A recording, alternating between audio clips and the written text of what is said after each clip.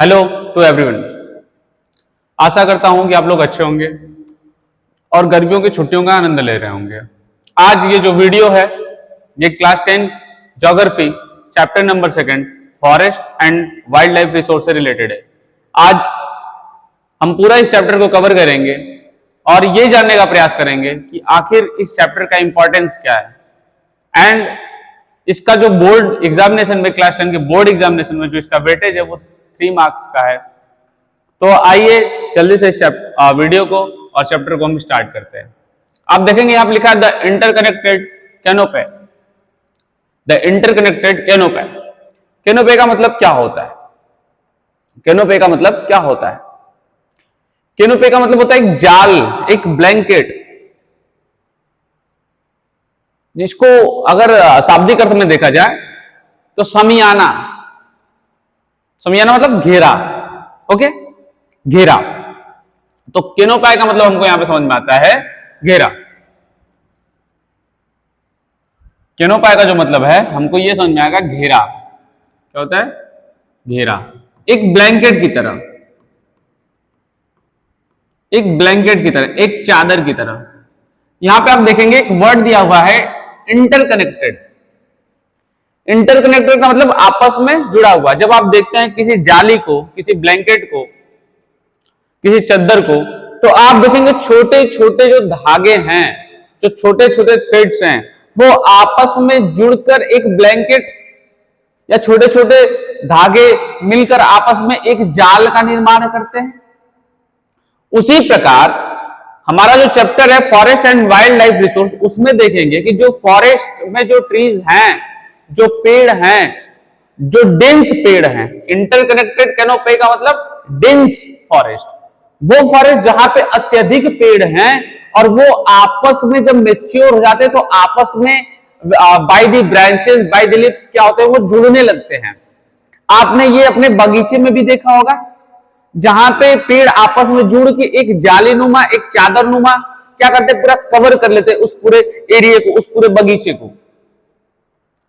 तो हमको ये देखना है कि जो इंटरकनेक्टेड कैनोपी है ये हमको डेंस फॉरेस्ट के बारे में बताता है, जहां पे फॉरेस्ट की ब्रांचेस, जो फॉरेस्ट के ट्री हैं उनकी जो ब्रांचेस हैं मैच्योर होने के बाद, जो लीव्स है मैच्योर होने के बाद, वो आपस में ओवरलैप कर जाती हैं।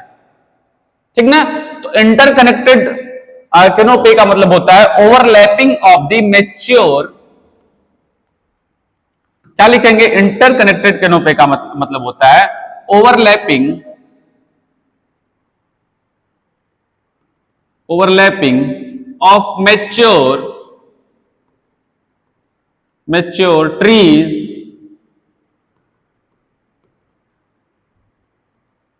by their branches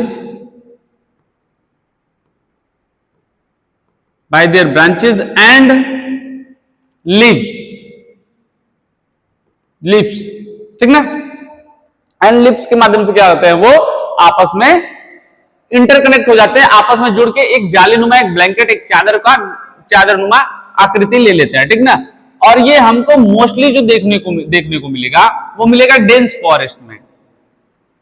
dense forest में, डेंस फॉरेस्ट का मतलब घने जंगल में, घने बगीचे में, जहां पे पेड़ बहुत अधिक मात्रा में हो। ठीक ना? कैसे पेड़ हो? मैच्योर पेड़ हो। ओके, हमको जो कवर करना है इसमें, हम देखेंगे कि managing India forest and wild life resources. Managing India forest and wild life resources. अच्छा देखिए, मैनेजिंग का मतलब क्या होता है? किसी चीज को मैनेज करना, किसी चीज को, किसी ऑब्जेक्ट को व्यवस्थित करना, एक सिस्टमेटिक वे में क्या करना, स्टेबलाइज करना, एक सिस्टमेटिक वे में इंप्लीमेंट करना। ये इंडिया फॉरेस्ट, इंडिया फॉरेस्ट, किसको हमको पढ़ना है? मैनेजिंग। किसका मैनेजिंग पढ़ना है? किसका मैनेजमेंट पढ़ना है? इंडियन फॉरेस्ट का मैनेजमेंट पढ़ना है कि इंडियन फॉरेस्ट की मैनेजमेंट कैसी है, या इंडियन फॉरेस्ट मैनेजमेंट कैसा है, कैसे किया गया है, कैसे फॉरेस्ट को मैनेज किया गया है इंडिया में, उसको पढ़ना। Then after and wild life resources. आप तो रिसोर्सेज से काफी फैमिलियर होंगे, आप रिसोर्सेज को क्लास 8 से पढ़ते आ रहे होंगे। रिसोर्सेज इसको इरेज कर देता हूं मैं, नहीं तो रहने देता हूं फिर मैं। देखिए यहां पे दिया हुआ है वाइल्ड लाइफ रिसोर्सेज। क्या दिया हुआ है? Wild life resources. अच्छा चलिए हम पहले समझते हैं वाइल्ड लाइफ का क्या होता है। Wild life means, wild life, wild मतलब जंगल, लाइफ मतलब जीवन, तो जंगल का जीवन मतलब जंगल में रहने वाले लोगों की बात कर रहे हैं यहाँ पे, जीव जंतु, ट्राइबल्स, जो भी जंगल में रहते हैं। एंड हमको उस जंगल से मिलने वाले रिसोर्सेज, रिसोर्सेज का मतलब आपको पता ही होगा क्या होता है? संसाधन। संसाधन, संसाधन क्या होता है?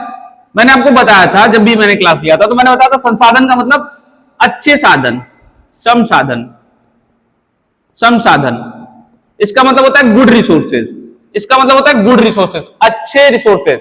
संसाधन क्या है? एक मीडियम है जिसके माध्यम से क्या करता है? मानव अपनी आवश्यकताओं की पूर्ति करता है, ठीक ना। और रिसोर्सेज का जो मेन कॉन्सेप्ट है, जो रिसोर्सेज का मेन कॉन्सेप्ट है यूज करने का, यूटिलाइज करने का, जो यूटिलाइज करने का इसका जो मेन कॉन्सेप्ट है वो है डेवलपमेंट।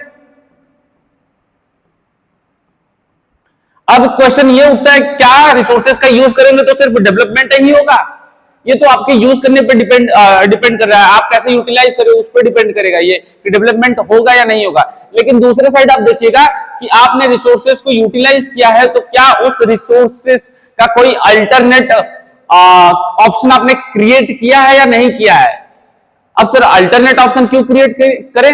तो हमारे आने वाले फ्यूचर जनरेशन के लिए भाई वो रिसोर्सेज तो चाहिए ना। ओके, चलिए चैप्टर को आगे कंटिन्यू करते हैं। कोई डाउट हो तो आप पूछ लीजिएगा।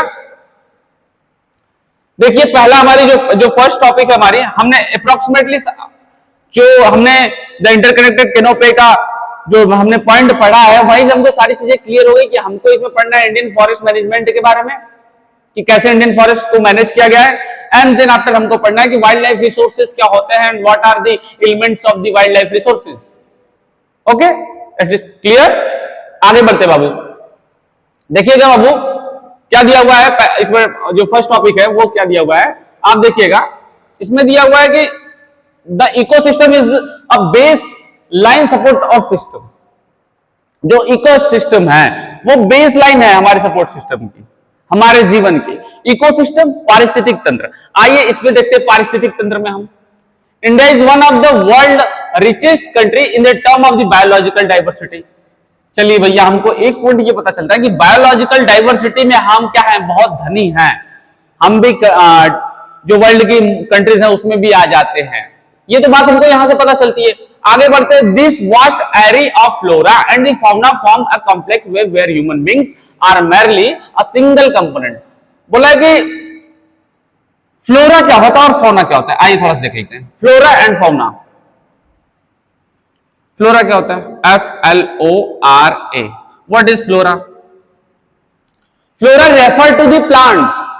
जो फ्लोरा है वो प्लांट्स को, ट्रीज को, वनस्पतियों को रेफर करता है, वनस्पतियों को बताता है, पेड़ पौधों के बारे में बताता है। तो refer to the what? Refer to the plants and tree, plants या ट्रीज, यही तो है। ये हमें किसके बारे में बताएगा? वनस्पतियों के बारे में बताएगा। नोट करते चलिएगा वनस्पतियों के बारे में। हमको ये वनस्पतियों के बारे में बताएगा। वनस्पति वनों की वस्तुएं, जैसे प्लांट, ट्रीज, यही तो मिलते हैं। और ये जो प्लांट, ट्रीज या जो फ्लोरा हैं, यही तो हमारे प्राइमरी प्रोड्यूसर है। क्या है? Primary producer. प्राइमरी प्रोड्यूसर का मतलब होता है प्राथमिक उत्पादक या प्रथम उत्पादक।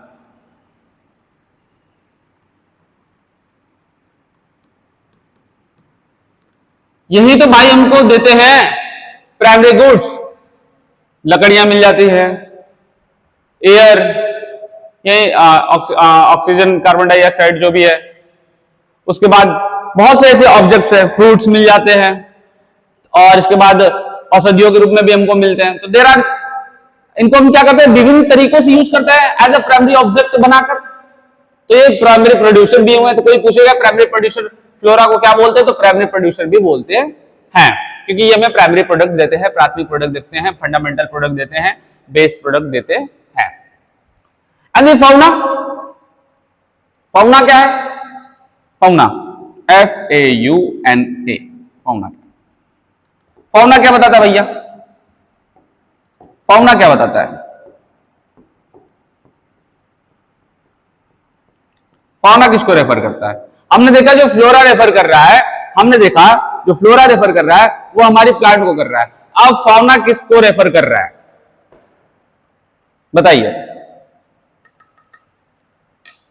वेरी सिंपल, अगर ये प्लांट को कर रहा है तो ये किसको करेगा? जीव जंतु को करेगा, जीव जंतु को करेगा भाई, जीव जंतु, living being, plant and animal, दोनों मिलकर प्लांट्स, एनिमल्स, ह्यूमन बीइंग सबको क्या करते हैं? रेफर करते हैं, दोनों मिलकर रेफर करते हैं ह्यूमन बीइंग को, ह्यूमन बीइंग को और प्लस लिविंग बीइंग को। तो हम खाली लिविंग बीइंग भी लिख दें, सिर्फ लिविंग बीइंग लिखें या ह्यूमन बीइंग लिखें, कोई दिक्कत तो होगा नहीं। ओके, आगे बढ़े। तो कोई हम दिया primary producers, plant and animals and micro organism constantly recreate the quality of the air we breathe, the water we drink, and the soil that produce our food. Without this fundamental, the survival loop breaks. देखो कैसे इसको समझेंगे, ये जो चीजें लिखी इसको कैसे समझेंगे? देखो द इंजन ऑफ लाइफ कैसे चलता है? प्लांट्स, एयर, वाटर, सॉइल, क्या चलता है? प्लांट्स, एयर, वाटर, सॉइल, ठीक ना? और यही सब मिलकर हमारी बायोडाइवर्सिटी, जैव विविधता, जीवों की भिन्नता के लिए रिस्पॉन्सिबल है। मेरी बातें समझ में आ रही है? ये जो क्या करता है, ये बैलेंस करता है हमारी बायोडाइवर्सिटी को। ये चारों एलिमेंट्स क्या करता है? बैलेंस करता है। प्लांट्स प्राइमरी प्रोड्यूसर, एयर जो हमको भाई क्या करते हैं भैया? ब्रीथ करते हैं, सांस लेते हैं शुद्ध हवा। वाटर पीने के लिए, सॉइल क्रॉप्स ग्रो करने के लिए, मिनरल्स के लिए। तो ये चारों चीजें इंजन हैं, ये हमारी लाइफ को चलाती हैं। और यही चारों चीजें बायोडाइवर्सिटी को, जैव विविधता को, बायोडाइवर्सिटी, जैव विविधता, जैव विविधता। देखिए बायोडाइवर्सिटी का मतलब क्या होता है? बायोडाइवर्सिटी का मतलब क्या होता है बाबू? देखो यहां पे लिखा होगा बायोडाइवर्सिटी। बायोडाइवर्सिटी का मतलब क्या होता है? बायो मतलब क्या होता है? जीव या जीवन, या जीवन बोल सकते हो, जीव या जीवन। डाइवर्सिटी, SITY, डाइवर्सिटी भिन्नता, भिन्नता, विविधता, विविधता मतलब डिफरेंस, ठीक ना? तो बोला है जीव या जीवन में विविधता। बायोडाइवर्सिटी का मतलब जीव या जीवों में विविधता या जैव विविधता, या जिसमें क्या होता है कि अलग अलग प्रकार के जीव रहते हैं। प्लांट है तो इंसेक्ट्स हैं जिसको माइक्रो ऑर्गेनिज्म, और इसके बाद एनिमल्स आ गए, तो ह्यूमन भी आ गए। तो ये बायोडाइवर्सिटी को रन कराने के लिए जो इंजन है, वो इंजन में चार एलिमेंट मोस्ट इंपॉर्टेंट है, plant, air, water and soil. और ये एलिमेंट्स जो हैं, ये हमारी ह्यूमैनिटी, हमारे जीवन को भी क्या करते हैं भाई? रन कराते हैं, कंटिन्यूअसली रन कराते हैं। अगर ये हमारा इंजन अनबैलेंस हुआ और इसका कोई एक भी एलिमेंट अनबैलेंस हुआ तो मानव का जीवन भी प्रभावित होगा, और जो बेस लाइन है बायोडाइवर्सिटी, ये भी प्रभावित होगी। Is that clear? ओके, आगे बढ़ते हैं। A system under severe stress, एक ऐसी व्यवस्था जो विभिन्न प्रकार की परेशानियों में है। और कैसे है ये हम देखते हैं। देखिए भैया कि we have taken our biological wealth for granted, our insensitivity to the environmental has placed profound stress of Indian living resources। आपको यहीं से क्लियर हो रहा होगा कि हमको देखना है, क्या देखना है कि a system under severe stress, एक ऐसी व्यवस्था जो विभिन्न प्रकार की प्रॉब्लम में क्या हुई है? जकड़ी हुई है, घिरी हुई है। अच्छा, कौन सी व्यवस्था भाई? कौन सी व्यवस्था? तो हमारे चैप्टर का नाम क्या था? हमारे चैप्टर का क्या नाम था? Forest and wild life resource. आपने देखा शुरू में ही पढ़ा कि हमको पढ़ना है, we have to study about the forest management of India and the wild life resource. तो किससे जुड़ी हुई परेशानियां, किससे जुड़ी हुई किससे जुड़ी हुई परेशानियां भाई? इंडियन फॉरेस्ट मैनेजमेंट और इसके साथ साथ वाइल्ड लाइफ रिसोर्सेज से जुड़ी हुई परेशानियां। आप देखिएगा दिया है कि the primary drivers of this fracture include, बोला ये जो इंजन है, जो हमारा इंजन था, जो भी हमने कुछ देर पहले ये देखा, जो हमने कुछ देर पहले हमारा इंजन देखा कि अगर ये कंटिन्यूअसली रन करेगा तो बायोडाइवर्सिटी अच्छे से रहेगी, ह्यूमैनिटी मानव जीवन अच्छे से चलता रहेगा और हमारी लाइफ अच्छे से चलती रहेगी, इकोलॉजिकल सिस्टम एकदम अच्छे से चलता रहेगा, पारिस्थितिक तंत्र एकदम अच्छे से चलता रहेगा। देन आगे देखते हैं तो हम देखिए एक सिस्टम अंडर सेवर स्टेज। अब हमारा जो इंजन है, जो हमारी लाइफ का इंजन है, जो किसी गाड़ी का अगर इंजन खराब हो गया तो गाड़ी कैसे चलेगी? अगर आपकी गाड़ी का इंजन खराब हो गया, अगर आपकी बाइक का इंजन खराब हो गया तो कैसे चलेगा? अगर आपके साइकिल में वो बीच में वो जो पैडल मारने वाला होता है, जो छोटा सा चक्का लगा होता है, अगर वो खराब हो जाए तो पैडल कैसे मारेगा? फिर गाड़ी आगे चलेगी नहीं। वैसे ही अगर इंजन खराब हो जाए, अगर इंजन में कोई डिफेक्ट आ जाए तो गाड़ी कैसे चलेगी भाई? हमारी लाइफ कैसे चलेगी? गाड़ी का मतलब हमारी लाइफ कैसे चलेगी? बोला कि primary drivers of this fracture, बोला कि जो इसकी प्रॉब्लम का जो मेन तत्व है, जहां से ये प्रॉब्लम क्रिएट हो रही है, वो क्या है? पहला कि over exploitation of natural resources to the satisfy unchecked human greed. Unchecked, unlimited. Unchecked का मतलब अनलिमिटेड, अनलिमिटेड, अनलिमिटेड। बोला कि over exploitation of natural resources, natural resources का क्या करना? बहुत ज्यादा यूज करना। किसके लिए? टू सेटिस्फाई करने के लिए। क्या सेटिस्फाई करने के लिए? Human grid. ग्रिड मतलब होता है लालच। किसका लालच? मानव का लालच। अब कैसे मानव का लालच? देखिए जैसे क्या है कि हमें अभी कुछ साल पहले हमने पंखे मतलब बेने से, बेना होता है ना, बेना, बेना ऐसे गांव में देहाती लैंग्वेज में उसको बेना बोलते हैं, लोकल लैंग्वेज में डुलाते थे, हाथ वाला पंखा।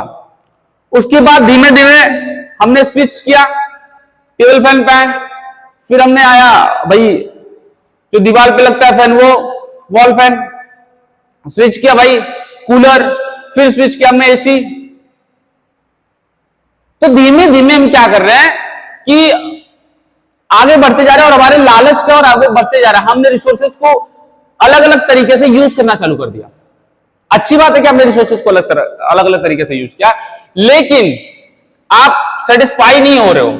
आप एक रिसोर्स का यूज करके आप दूसरे रिसोर्स की तरफ बढ़ जा रहे हो, जो कि आने वाली जनरेशन के लिए खतरा साबित होगा, जो कि आने वाली जनरेशन के लिए खतरा साबित होगा। मैं आपको एक बात बता दूं, जो हमारे पास जो रिसोर्सेज जो हम यूज कर रहे हैं, आज मैं जो रिसोर्सेज यूज कर रहा हूं, आप जो रिसोर्सेज यूज कर रहे हैं, आपके मम्मी पापा, आपके फैमिली मेंबर जो रिसोर्सेज यूज कर रहे हैं, वो फ्यूचर में आने वाली जनरेशन के रिसोर्सेज हैं और उसे हमने उधार पे लेके क्या किया भाई?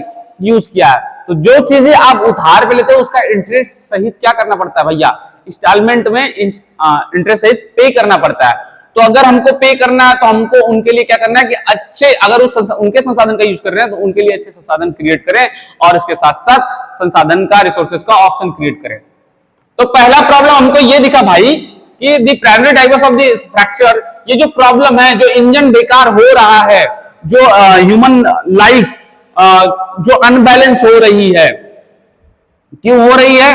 पहला तो हमें ये दिखेगा जो हमारा इकोलॉजिकल सिस्टम है वो क्यों अनबैलेंस हो रहा है कि हम क्या कर रहे हैं? संसाधनों का, नेचुरल रिसोर्सेज का, प्राकृतिक संसाधनों का अत्यधिक प्रयोग कर रहे हैं अपनी अनवांटेड, अरे सॉरी अनलिमिटेड भाई ह्यूमन ग्रिड, मानव लालच को समाप्त करने के लिए। और लालच कभी समाप्त नहीं होती है, ठीक।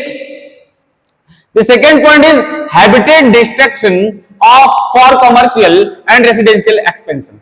बोला जो हैबिटेट क्या हो रहा है? कंप्रेस हो रहा है। हैबिटेट का मतलब फॉरेस्ट, नेचुरल रिसोर्सेज जहां से हमको मिलते हैं, वो सब क्या हो रहा है? कंप्रेस हो जा रहा है, खत्म हो रहा है, धीमे धीमे डिस्ट्रक्ट हो रहा है। और क्यों डिस्ट्रक्ट हो रहा है? फॉर द कॉमर्शियल यूज के लिए और रेसिडेंशियल यूज के लिए। आप देखेंगे बड़ी बड़ी फैक्ट्रियां, बड़े बड़े जंगलों को, बड़े बड़े पेड़ों को काट के लगा दी गई। अब ये नोटिस किया होगा, यहां तक कि आप अपने एरिया में भी नोटिस कर सकते हैं कि बगीचों को काटकर वहां पे किसी का घर बन गया। या बगीचों का काट कर किसी ने बाउंड्री मरवा दी। तो बहुत सारी ऐसी चीजें हैं जिससे क्या हो रहा है, रिसोर्सेज खत्म हो रहे हैं। Third point is relentless poaching and illegal trade. Relentless का मतलब होता है कंटिन्यूअस, लगातार लगातार पोचिंग करना, लगातार हंटिंग करना, जो एनिमल्स हैं उनकी चमड़ियों का व्यापार करना, उनके जो इंपॉर्टेंट पार्ट्स हैं, जो वैल्यूएबल पार्ट्स हैं, जैसे हाथी का क्या करना, हाथी के जो दांत होते हैं बाहर निकालने, उन बाहर जो निकले हुए होते हैं उनको काट के क्या करना, उनको बेच देना। इन सब के कारण भी आप देखिएगा कि बहुत तेजी से रिसोर्सेज क्या हो रहे हैं, समाप्त हो रहे हैं। अच्छा, रिसोर्सेज का मतलब सिर्फ क्या फॉरेस्ट से ही?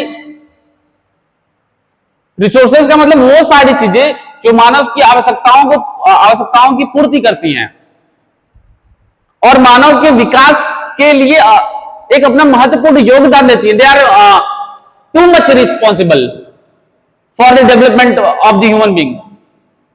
और जब तक किसी वस्तु का उपयोग मानव नहीं करेगा तब तक वो संसाधन नहीं होगा। तो 3 पॉइंट हमको पता चले, आप ये तीनों पॉइंट नोट कर लीजिएगा कॉपी में, जितना पीपीटी में दिख रहा है आपको ये सारी चीजें नोट कर लीजिएगा, बाकी आपको लिंक प्रोवाइड कर दिया जाएगा। तो देखिए यहां पे ये जो फिगर आपको दिखा रहा है पीपीटी में, द इंजन ऑफ लाइफ, ये क्या हो रहा है, ब्रेक हो रहा है, टूट रहा है, अनबैलेंस डिसबैलेंस हो रहा है, इंजन हमारा बेकार हो रहा है, गाड़ी रुक रुक रुक रुक के चल रही है, धक्का मारना पड़ेगा। क्यों? जो हमारा एयर है, वाटर है, सॉइल है, प्लांट है, एयर पॉल्यूटेड हो रहा है, वाटर पॉल्यूटेड हो रहा है, वाटर दिन पे दिन घटते जा रहा है। अब पहले कुएं से पानी पीते थे, फिर हैंडपंप आया, धीमे धीमे आप देखोगे तो सबके घर में आरओ मशीनें लग गई हैं। वो 20 रुपए का जो आरओ बॉटल का पानी आता है ना, वो अब लोग पी रहे हैं, मिनरल वाटर पी रहे हैं। इससे पहले तो लोग कुएं का पानी पीते थे। आप देखिएगा एक बार, अगर आपके नियर बाई एरिया में कहीं पे अगर अवेलेबल हो तो आप एक बार कुएं का पानी पी के देखिएगा और एक बार मिनरल वाटर या आरओ वाटर पी के देखिएगा, डिफरेंस आपको समझ में आ जाएगा। सॉइल क्या भाई, सॉइल दिन पर दिन डिग्रेड हो रही है, उसकी फर्टिलिटी में कमी आ रही है। सॉइल कैसे बेकार होगी भाई, सॉइल की फर्टिलिटी में कमी आ रही है, लगातार खाद पे खाद फर्टिलाइजर यूज कर रहे हैं। बरसात हो रही तो बहुत ज्यादा बरसात हो जा रही है, नहीं हो रही तो बरसात ही नहीं हो रही। अगर आपने कहीं का कोई ऑब्जेक्ट यूज किया है तो आप उसके जगह कुछ तो रिजल्ट दोगे। जैसे मैंने आपसे पैसे लिए 100 रुपए, तो मैं आपको पे भी तो करूंगा। तो मैंने अगर सॉइल के मिनरल्स का यूज किया किसी इनडायरेक्टली किसी भी फॉर्म में, क्रॉप लगाइएगा तो क्रॉप क्या करते हैं भैया, मिनरल्स को अपने अंदर ले लेते हैं।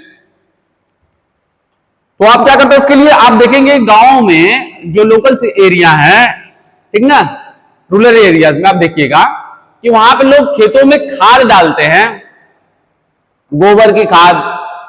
उसके बाद आप देखेंगे कि सड़े गले जो भी होते हैं उन चीजों को फेंक देते हैं उसी खेत में।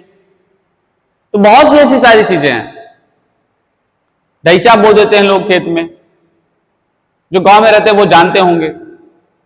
आगे चलते हैं, तो ये जब चारों जो एलिमेंट्स हैं, जो ड्राइवर्स हैं, जो फैक्टर्स हैं, अगर ये कहीं न कहीं अगर इन्फ्लुएंस हो रहे हैं तो हमारी लाइफ इन्फ्लुएंस होगी, हमारा इकोलॉजिकल सिस्टम इन्फ्लुएंस होगा, हमारा इकोलॉजिकल सिस्टम, हमारा इंजन जो लाइफ का इंजन है, जो बेस लाइन है, वो इन्फ्लुएंस होगा, डिसबैलेंस होगी, जिसके कारण बायोडाइवर्सिटी पे भी क्या आ जाएगा, खतरा आ जाएगा, जैव विविधता पे भी खतरा आ जाएगा। कहीं कहीं आप देखेंगे कुछ पेड़ आपको क्या होंगे, एज खत्म होने की कगार पे होंगे, कुछ जानवरों की प्रजातियां होंगी।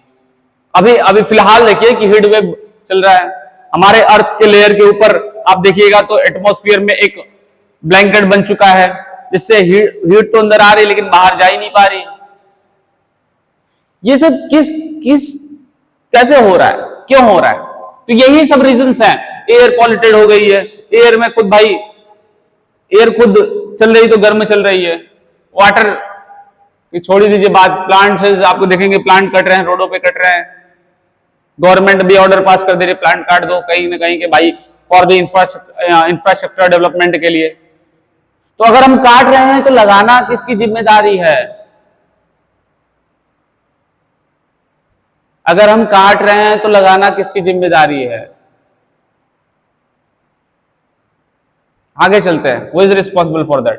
तो आपको समझ में आ, देखिएगा कि ये चारों चीजें डिसबैलेंस कैसे हो रही है। ऊपर से पत्थर की ओर पत्थर गिराते हुए दिखा रहा है कि पहला तो ह्यूमन एक्सपेंशन है, मानव की जनसंख्या का लगातार बढ़ना। जैसे जैसे मानव की जनसंख्याएं बढ़ती जाएंगी वैसे वैसे लोग क्या करें, मानव अपना भैया आवास रहने, लोग बढ़े तो रहने की जगह भी बढ़नी चाहिए। रहने की जगह बढ़ाने के लिए क्या करते हैं, दूसरे रिसोर्सेज को ये लोग कवर कर लेते हैं, पेड़ों को काट देंगे, वहां अपना निवास स्थान बना देंगे।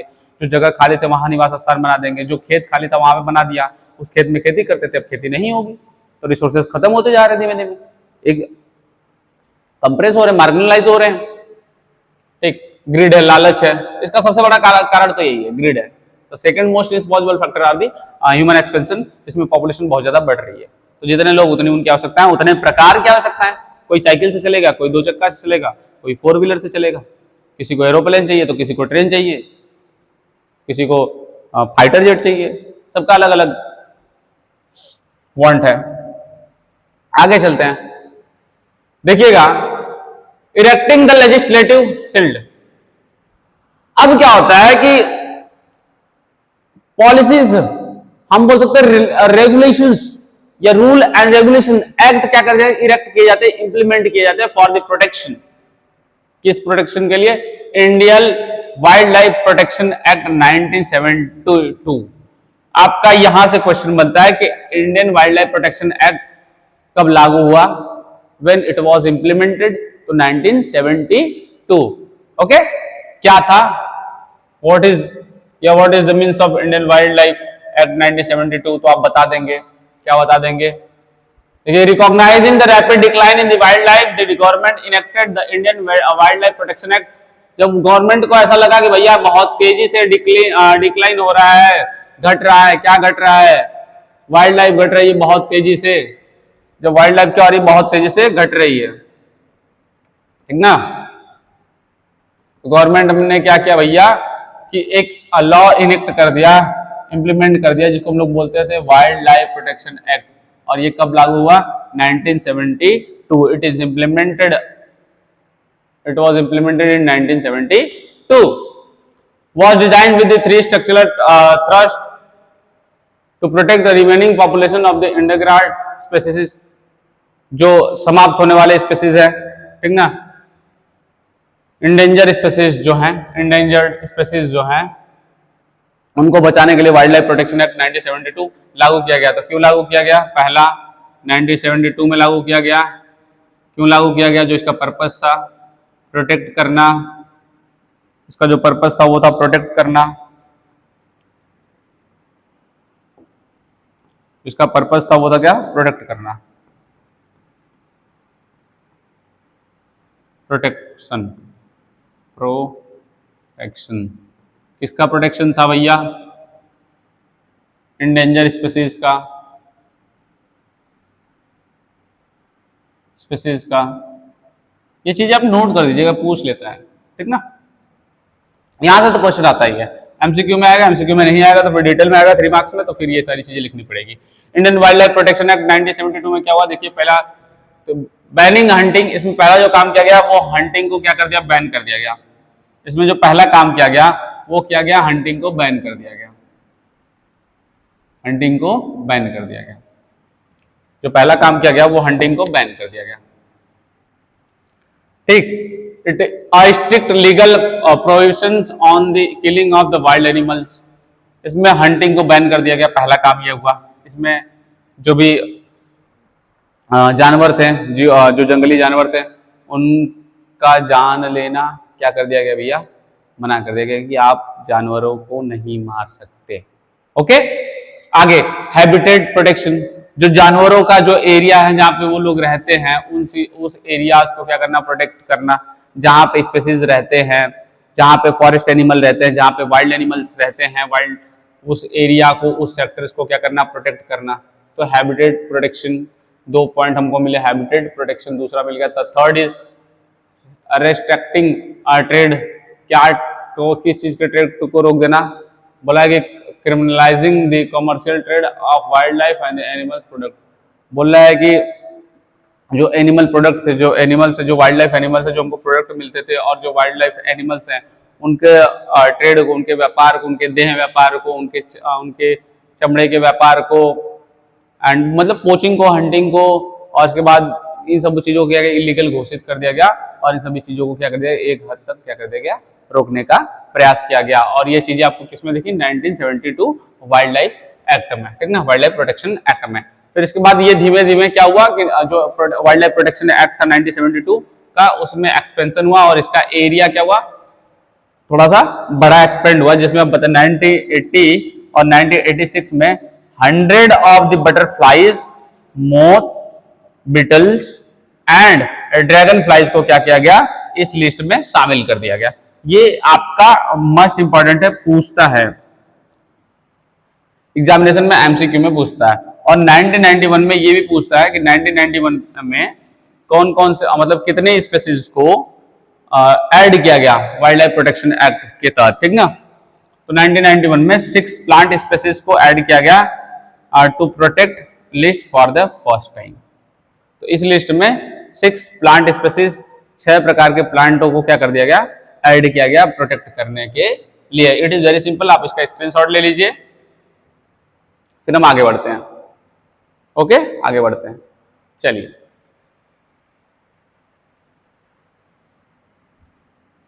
दिया है कि the collapse of the tiger population. अब क्या होता है कि टाइगर पॉपुलेशन क्या होता है, कोलैप्स हो जाता है, ठीक है। जो टाइगर का पॉपुलेशन है ये कोलैप्स होगा। आप देखेंगे इसमें टाइगर प्रोटेक्शन एक्ट, तो उसमें वो ये इंपॉर्टेंट है, ये भी इंपॉर्टेंट पॉइंट है, इंपॉर्टेंट है, बोर्ड में आता है भाई।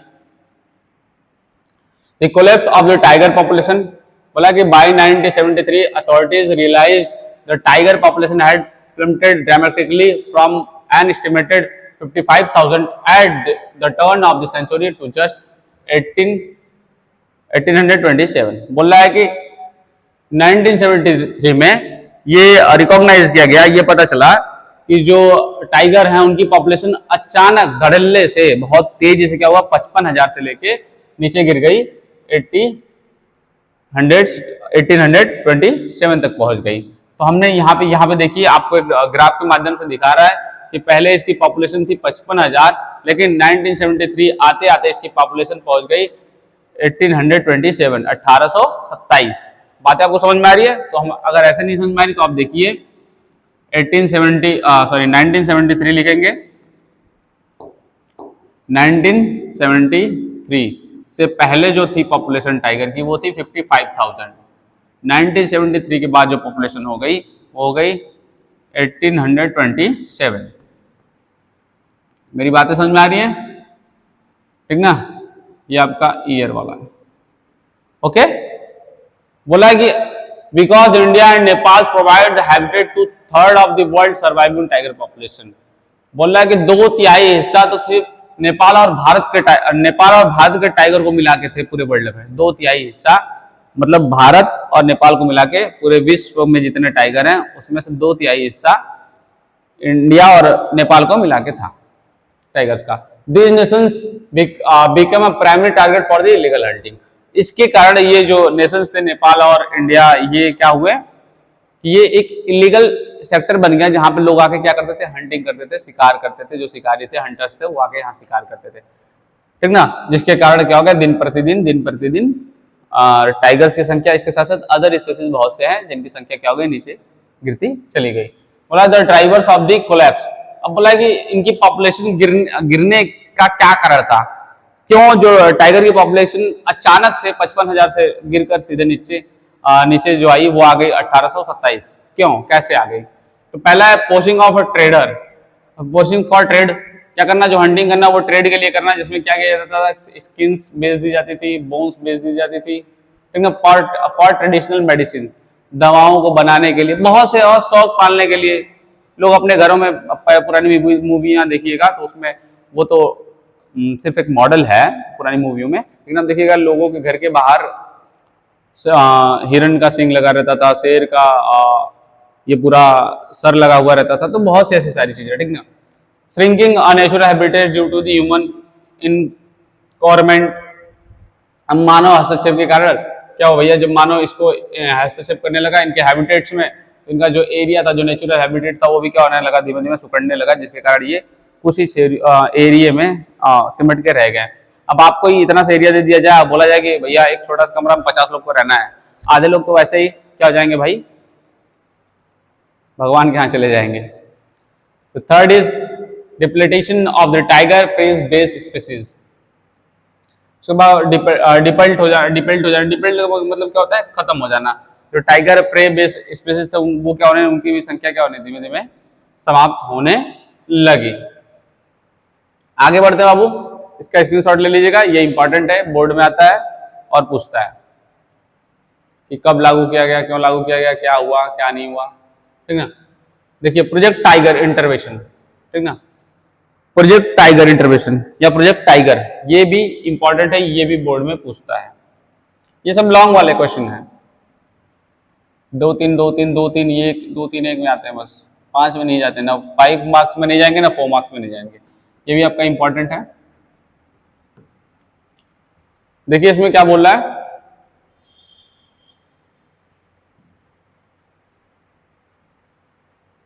बोला कि लॉन्च इन 1973, ये कब लॉन्च किया गया, 1973 में।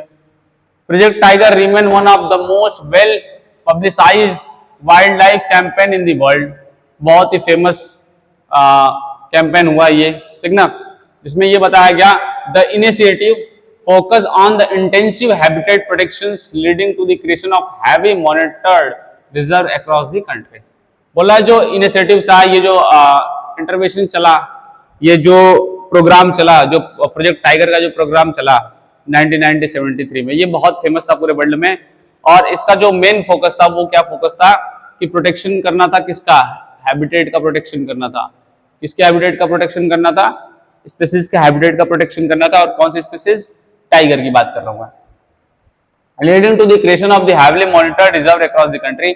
और इसमें विभिन्न प्रकार के क्या हुआ कि रिजर्व स्थापित किए गए, जहां पे इनके रिजर्व मतलब आरक्षित क्षेत्र, ठीक ना, जिसमें आपको ये दिखेगा, आप देखिए पहले यहां पर दिया है कि जिम कॉर्बेट नेशनल पार्क, जो आपका उत्तराखंड में है, ये पूछता है बोर्ड में। उसके बाद Sariska wild life reserve Rajasthan, उसके बाद पेरियार टाइगर रिजर्व, उसके बाद पेरियार टाइगर रिजर्व, देख लीजिए दिख रहा होगा आप, पेरियार टाइगर रिजर्व आपका है कहां पे पता है, केरला में। फिर उसके बाद है भाई मानस टाइगर रिजर्व, जो आपको कहां मिलेगा, आसाम, गुवाहाटी। ओके, ये सारी चीजें स्क्रीनशॉट कर लीजिएगा, बोर्ड में आता है, ये अब स्क्रीनशॉट कर लीजिए इसको। तो प्रोजेक्ट टाइगर रिजर्व क्या था, सिंपल सिंपल लिखेंगे, कब लॉन्च किया गया, 1973 में। सिंपल लिखेंगे, कैसे लिखेंगे, ये एक प्रोजेक्ट था, ठीक ना, जो 1973 में लॉन्च किया गया, और ये most publicise wild life campaign था, ठीक। उसके बाद इसका जो मेन फोकस था, वो फोकस था क्या करना भैया, प्रोटेक्शन, किसका प्रोटेक्शन, हैबिटेट का प्रोटेक्शन, और रिजर्व को क्या करना, रिजर्व स्थापित करना, ठीक ना, रिजर्व जहां पे इन जीवों को रखा जाए, ठीक। और ये 1 2 3 4 1 2 3 4 5 है। और एक आपका ये है Subhash national park West Bengal में, Subhash national park West Bengal में, ठीक ना। आगे बढ़ते बाबू, जोनिंग दी वाइल्ड, क्या करना भैया, जोन में बांट देना, किसको, जंगल को, वाइल्ड लाइफ को, जंगल को क्या करना, जोन में बांट देना, अलग अलग पार्ट में क्या करना, क्लासिफाई कर देना, अलग अलग पार्ट्स में क्लासिफाई कर देना। आगे बढ़े,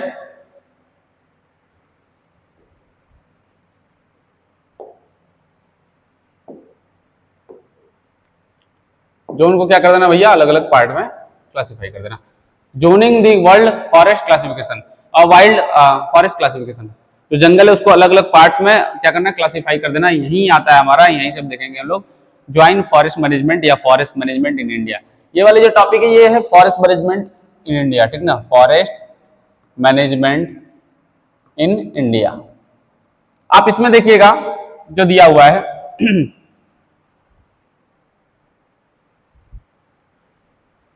to manage, control and regulate vast resources, vast मतलब फैला हुआ विस्तृत संसाधनों को मैनेज करने के लिए, कंट्रोल करने के लिए the forest department categorise land into 3 distinct zone. जो फॉरेस्ट डिपार्टमेंट था, जो फॉरेस्ट डिपार्टमेंट है, वो क्या करता है, कैटेगराइज कर देता है, बांट देता है, अलग अलग श्रेणियों में बांट देता है। और वो श्रेणी 3 प्रकार की हैं, 3 विशेष प्रकार की श्रेणियां हैं। जो पहला है देखिएगा रिजर्व फॉरेस्ट, दूसरा है प्रोटेक्टेड फॉरेस्ट और तीसरा है अनक्लास फॉरेस्ट। ये 3 प्रकार के पूछता है कि कितने प्रकार के फॉरेस्ट हैं, ठीक ना, कितने प्रकार के फॉरेस्ट की क्लासिफिकेशन है, तो 3 है forest classification, reserve forest, protected forest और अनक्लास फॉरेस्ट। देखिए जो रिजर्व फॉरेस्ट है वो 50% तक मैक्सिमम कंजर्वेशन, देखिए लिखा है मैक्सिमम कंजर्वेशन। इसमें क्या होता है कि बहुत ज्यादा सुरक्षा रहता है, सुरक्षा, इसको हम बोलते हैं आरक्षित वन, आरक्षित वन, ये आपका सुरक्षित वन। और ये आपका है अवर्गीकृत वन। मेरी बातें आपको समझ में आ रही होंगी। तो 50% maximum conservation regarded as the most valuable land, human access is heavily restricted. यहां पे ह्यूमन का कोई एक्सेस ही नहीं होगा, ठीक ना, यहां पे ह्यूमन का एक्सेस नहीं होगा क्योंकि ये कैसे बने, आरक्षित हैं, इनको रिजर्व है ये। यहां पे ह्यूमन का कोई इन्फ्लुएंस नहीं होगा, किसी भी प्रकार की एक्टिविटी ह्यूमन नहीं कर सकता, कोई एक्सेस नहीं होगा, ये बातें याद रखना। इसमें एक पॉइंट दिया कि Madhya Pradesh has 75% of its total forest area classified as permanent forest. बोला जो मध्य प्रदेश है उसका 75% जो एरिया है, 75% जो एरिया फॉरेस्ट का वो क्लासिफाई है एज अ परमानेंट फॉरेस्ट, मतलब हमेशा के लिए वो एज अ फॉरेस्ट ही रहेगा, ठीक। Total forest area classified 75 of its total forest area, जितना फॉरेस्ट एरिया उसमें से कम अगर कितनों घट रहा है तो 75% से नीचे नहीं जाना चाहिए। सेकेंड इज प्रोटेक्टेड फॉरेस्ट, सुरक्षित वन, ठीक ना। इसमें क्या होता है, recovery, protected from any further depredation और एक्सप्लॉयटेशन। इसमें क्या होता है कि एक्सेस तो रहता है लेकिन सिर्फ लोकल लोगों को, जो वहां की लोकल कम्युनिटीज हैं उनको एक्सेस रहेगा और वो यूज कर सकते हैं उसके जो प्रोडक्ट्स हैं, जैसे लकड़ियों को वहां पे चराने के लिए भी यूज कर सकते हैं। तो एक्सेस रहता है लेकिन मिनिमम एक्सेस, मिनिमम इसमें एक्सेस होगा, लोकल को एक्सेस होगा। अरे लोकल लोगों को एक्सेस होगा,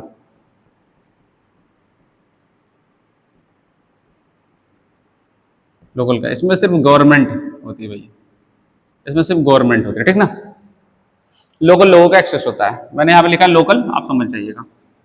अब उसके बाद दिया अनक्लास फॉरेस्ट, ठीक ना, जिसको हम अवर्गीकृत वन बोलते हैं, रिमेनिंग फ्रैक्शन, ये कुछ बचा हुआ एरिया होता है, मतलब मिक्स्ड यूज, ये मिक्स का मिक्स यूज होता है, ये वेस्टलैंड भी होता है, फॉरेस्ट भी यहाँ पे होते हैं, ओन बाई बोथ, गवर्नमेंट भी इसको ओन करती है, प्राइवेट कम्युनिटीज भी ओन करती हैं और एक एक प्रत्येक व्यक्ति भी ओन करता है। इसमें छोटे बगीचे और परती भूमि, बंजर भूमि, ये सारी चीजें, वेटलैंड्स, ये सब सारी चीजें आती हैं।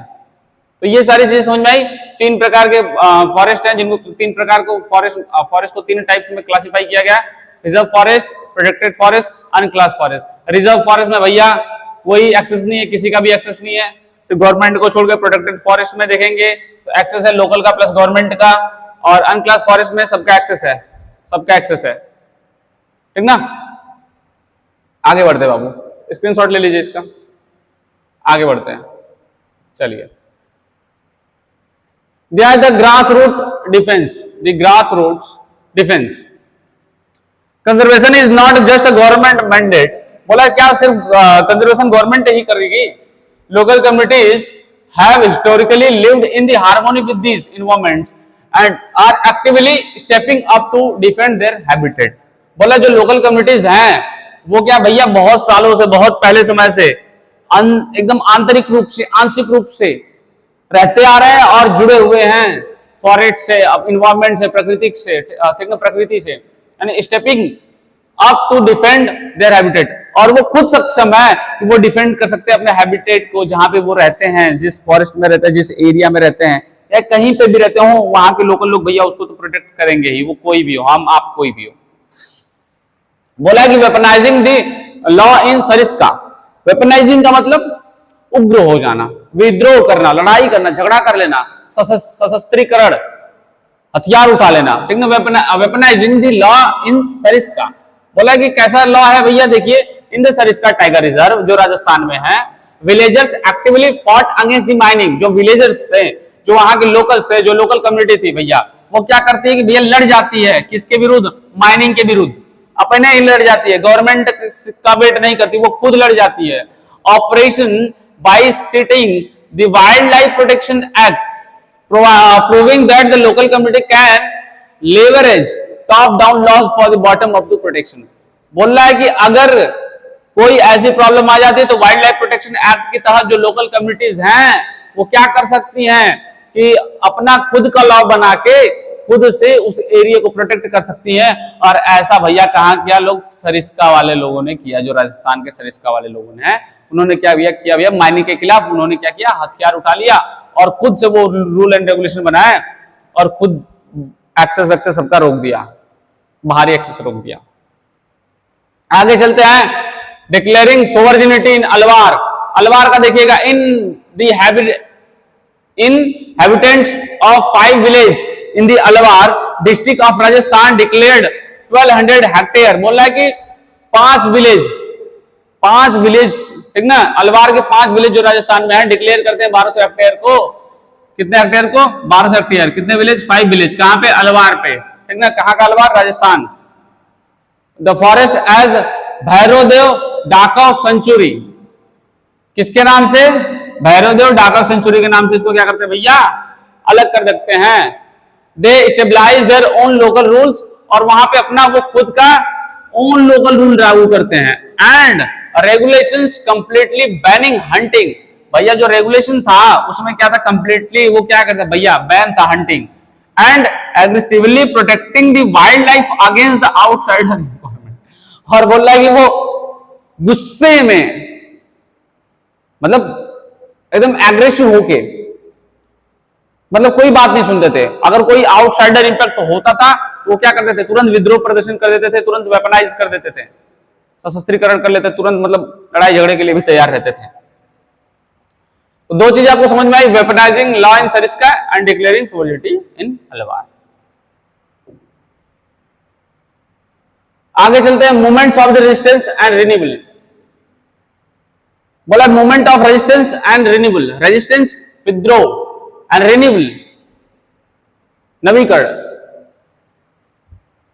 बोला है कि द चिपको मूवमेंट हिमालयाज, ये जो चिपको मूवमेंट था ये कहां पे चला आपका, हिमालयाज में, ये पूछता है भाई, important,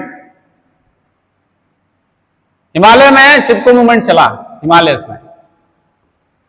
A legendary resistance movement where local physically hugged the tree, बोला एक काफी लोकल रूप में देखा जाए तो रेजिस्टेंस मूवमेंट था, विद्रोही या विद्रोह प्रदर्शित मूवमेंट था, और रेजिस्टेंस के लिए था, रेजिस्टेंस मतलब विद्रोह भी, और इसके बाद बचाने के लिए भी, संरक्षित करने के लिए भी।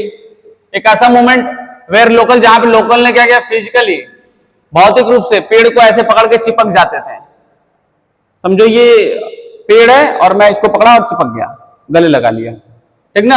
How the trees to prevent logging, it successfully resisted deforestation across, वो किसके, क्यों, टू प्रिवेंट लॉगिंग, कटने से, समाप्त होने से बचाने के लिए वो क्या करते थे, पेड़ों को गले से पकड़ लेते थे, जिसको बोलते चिपको आंदोलन।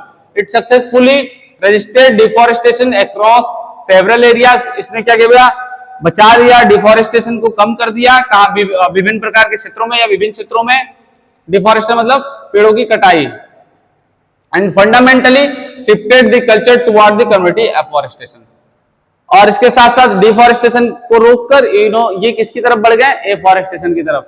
लोग भी जागरूक होने लगे और लोग फिर आगे बढ़ने लगे और लोग क्या करने लगे, पेड़ को बचाने के साथ साथ पेड़ को लगाने का भी काम उन्होंने किया।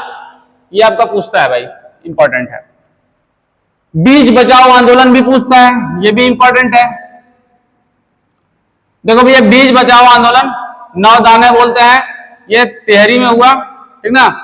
A movement driven by farmers, किसके द्वारा किया गया, फार्मर्स द्वारा एक आंदोलन चलाया गया जिसमें citizen groups proving that adequate levels of the crop production are possible. विभिन्न प्रकार के क्रॉप्स क्या कर सकते हैं हम भैया, अच्छी मात्रा में, अच्छी क्वालिटी में हम क्या कर सकते हैं, प्रोडक्शन कर सकते हैं उसका। And economically viable using traditional seeds, वो क्या किया भैया, ट्रेडिशनल सीड्स का यूज करके हम विभिन्न प्रकार के अच्छे फसल को क्या कर सकते हैं, प्रोडक्शन, उसका प्रोडक्शन कर सकते हैं। And methods completely eliminating the needs for the synthetic chemicals and that damage the soil ecosystem. और ऐसा क्यों किया, क्योंकि देखिए जब हम ट्रेडिशनल सीड्स और ट्रेडिशनल टेक्निक्स का यूज करेंगे फार्मिंग में, आप जब पढ़िएगा प्रिमिटिव फार्मिंग जो अर्ली में होती थी, प्रारंभिक समय में प्राथमिक कृषि, तो उसमें प्रिमिटिव टूल्स का यूज किया जाता था, प्राथमिक टूल्स का यूज किया जाता था, हल वल का यूज किया जाता था। अभी तो रोटावेटर लगा के मार दिया पूरा खेत बराबर, और रोटावेटर से जो अर्थबॉम्ब होते हैं वो सब कट मिट जाते हैं, अर्थबॉम्ब मिट्टी को भुरभुरा बनाते हैं। तो ये सारी चीजें हैं। ओके, आगे बढ़ते हैं।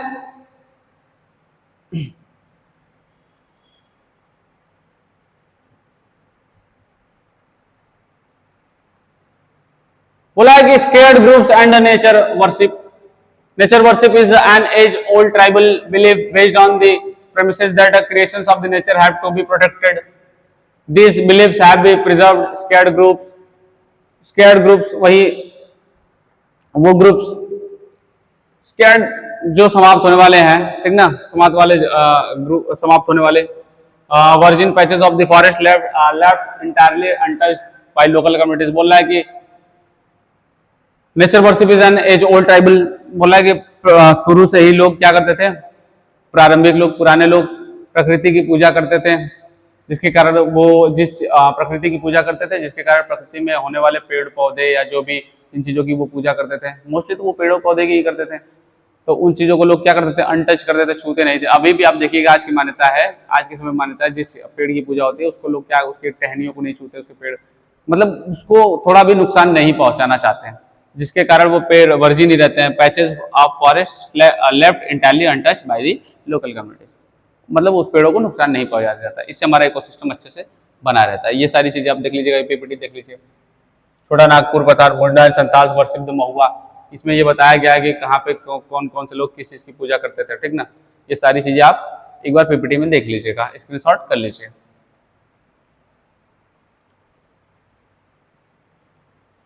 टॉप डाउन मैनेजमेंट, टॉप से लेकर डाउन तक, ज्वाइंट फॉरेस्ट मैनेजमेंट जेएफएम।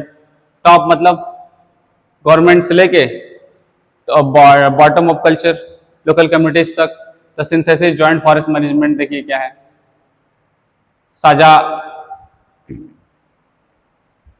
साझा रूप से इसमें क्या होगा, फॉरेस्ट को मैनेज किया जाएगा, फॉरेस्ट को कंजर्व करने का प्रोसेस अपनाया जाएगा। इसमें दिया है true conservation require both the institutional framework of the state and the organic dedication of the community. बोला the conservation require both institutional framework, जो कंजर्वेशन है फॉरेस्ट को मैनेज करने का, उसमें दोनों चीजों की आवश्यकता है, institutional framework of the state, सरकार की भी मदद चाहिए, and the organic dedication of the community, और लोकल की भी मदद चाहिए। जब दोनों लोग एक साथ आपस में साझा होकर कार्य करेंगे, कॉपरेट होकर कार्य करेंगे, सहयोगी बन के कार्य करेंगे, तो वो कंजर्वेशन और आसानी से और अच्छे तरीके से और वास्ट लेवल पे क्वालिटीपूर्ण तरीके से होगा। कोई काम मिलके करते तो बहुत अच्छे से होता है, अकेले करते तो आधा गड़बड़ा जाता है। The first formalized in 1988, ये पहली बार जो फॉर्मुलेटेड किया गया, पहले बार इंप्लीमेंट किया गया 1988 में किया गया, when the state of the Odisha passed the first resolution, और इसको किसने पहला रिजोल्यूशन किसने पास किया, उड़ीसा। कब फॉर्मुलाइज किया गया, 1988 में जो पहला पास हुआ वो उड़ीसा में। Joint forest management represent the ultimate synthesis of these two pillars, it furnish, ये दो पिलर को दिखाता है, एक बॉटम अप कल्चर और एक टॉप डाउन मैनेजमेंट, जिसमें आपको दो चीजें दिखेंगी, institutional framework of the state and second is organic dedication of the community. Represent ultimate synthesis of these two pillars. It furnish a working model of the involving local community। देखो वही बात बोल रहा है, फिर इसमें लोकल कम्युनिटीज भी मदद करती है और इसके साथ साथ हमारा गवर्नमेंट भी क्या करती है, मदद करती है, दोनों एक साथ चलते हैं, जिसके कारण इकोलॉजिकल सिस्टम को रिस्टोर किया जाता है, मैनेज किया जाता है और कंजर्व किया जाता है। आगे बढ़ते हैं, कोई भी दिक्कत हो तो बता दीजिएगा, स्क्रीनशॉट ले लीजिएगा, आपको लिंक भेज दिया जाएगा। Shared root and shared rewards. देखिए भैया, साझा जड़े और साझा रिवॉर्ड। रिवॉर्ड मतलब पुरस्कार, पुरस्कार मतलब फायदा। The JFM Joint Forest Management Model proves that the frictions between the human and the nature can be resolved through the mutual benefits। आपसी बेनिफिट्स को भी देखिए, इसमें दिया है कि द जेएफएम मॉडल जो प्रूव करता है, ये प्रूव करता है जो फ्रिक्शन है, जो मानव और प्रकृति के बीच का संबंध है, वो तभी अच्छा हो पाएगा और जो प्रॉब्लम है वो तभी अच्छा हो पाएंगे जब थ्रू द म्यूचुअल बेनिफिट्स, आपसी समझौते से, म्यूचुअल बेनिफिट से। शेयर्ड रिस्पॉन्सिबिलिटी क्या है पहले देख लो। The forest department handed over the degrade forest land. जो फॉरेस्ट डिपार्टमेंट है, जो स्टेट फॉरेस्ट डिपार्टमेंट है, वो क्या करता है, जो जमीनें बेकार हो गई रहती है, बंजर हो गई रहती है, उसको क्या करता है भैया, हैंडेड ओवर कर देता है। किसको कर देता है? लोकल कम्युनिटीज को। और लोकल कम्युनिटी क्या करती है, उसको यूज करती है, उसको अच्छे से यूटिलाइज करती है। यूटिलाइज करने के बाद उसको फिर से हरी भरी करके और अच्छा बना के फिर क्या करते हैं भैया, सही कर देती हैं। तो यूटिलाइज हुआ और बेकार भी नहीं हुआ, सॉइल भी बेकार नहीं हुआ, ठीक ना। सारी चीजें जो डिग्रेडेशन है उसको खत्म करके उसको क्या करती हैं, उसकी क्वालिटी में इंप्रूव करती हैं। द शेयर रिवार्ड क्या होता है? In the return of their labour and the protection. अब जो कम्युनिटीज जो मदद की रहती हैं उसके बदले members of this local communities are entitled to intermediately benefits. बहुत से ऐसे चारे उनको बेनिफिट्स मिलते हैं, फायदा मिलता है, जैसे including non timber forest produce, उनको नॉन टिम्बर मिलता है, मतलब जलावन के लिए लकड़ी मिल जाती है, और forest produce and direct shares in the timber harvested. और जो जब लकड़ियों को काटा जाता है, ठीक ना, तो उनको उसमें से सीधा हिस्सा भी मिलता है। ये सारी चीजें जॉइंट फॉरेस्ट मैनेजमेंट अगर पूछेगा तो ये चीजें लिख देना। जॉइंट फॉरेस्ट मैनेजमेंट में ये दोनों चीजें लिखना पड़ेगा, पहले ये दो बातें, फिर ये दो बातें, और फिर ये बस ये बात और ये बात। ओके, आज का हमारा चैप्टर एक समाप्त होता है। अब हमें इसका इंपॉर्टेंट क्वेश्चन करना है जो बोर्ड में आते हैं। ये पूरे बोर्ड में 3 मार्क्स का क्वेश्चन आएगा इसका, और बहुत अच्छा चैप्टर है, सिंपल चैप्टर है और बहुत आसानी से समझ में आ जाएगा। अगर आपको कोई डाउट हो तो आप क्वेश्चन पूछ सकते हैं। आज के लिए बस इतना ही, बाय बाय।